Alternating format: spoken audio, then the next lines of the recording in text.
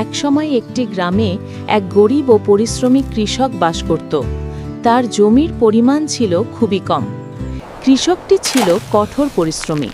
সে কারো মুখাপেক্ষী না হয়ে সারাক্ষণ নিজের কাজে ব্যস্ত থাকত।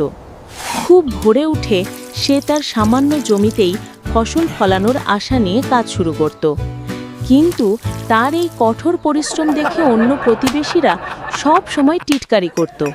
তারা বলতো, এত খেটে কি হবে, এতটুকু জমিতে কতটুকুই বা ফসল ফলবে, সময় নষ্ট করছিস। কৃষকটি তাদের কথায় কান দিত না। তার মনোযোগ ছিল কেবল কাজের প্রতি।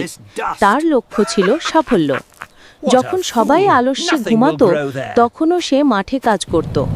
ঝড় বৃষ্টিতেও তার বিশ্রাম ছিল না। কড়া রোদেও সে ঘাম ঝরিয়ে যেত। নিয়মিত তার ফসলের যত্ন করত। অন্যদিকে যারা কাজ না করে শুধু ঘুরে বেড়াতো, তারা আলস্যে সময় কাটানোতেই ব্যস্ত থাকত। কিছুদিন পর কৃষকের কঠোর পরিশ্রম ফল দিতে শুরু করল। তার অল্প জমি সবুজ ফসলে ভরে উঠল। অলস প্রতিবেশীরা পাশ দিয়ে যাওয়ার সময় পরিশ্রমী কৃষকের ক্ষেত দেখে অবাক হলো। তারা নীরবে একে অপরের দিকে তাকালো। অবশেষে ফসল তোলার সময় এলো। পরিশ্রমী কৃষকের ছোট জমিতে ফলল সোনা রঙের রাশি রাশি শস্য।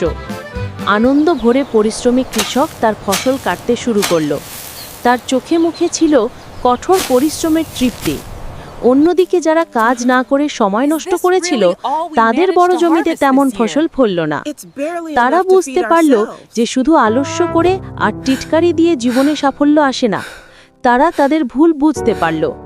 কিন্তু অল্প জমিতেই পরিশ্রমী কৃষকের ঘর ভরে গেল রাশি রাশি ফসলে। পরিশ্রমী কৃষক তার কাজের উপযুক্ত ফল পেল। নীতিকথা: পরিশ্রমের ফল সবসময়ই মিষ্টি হয়।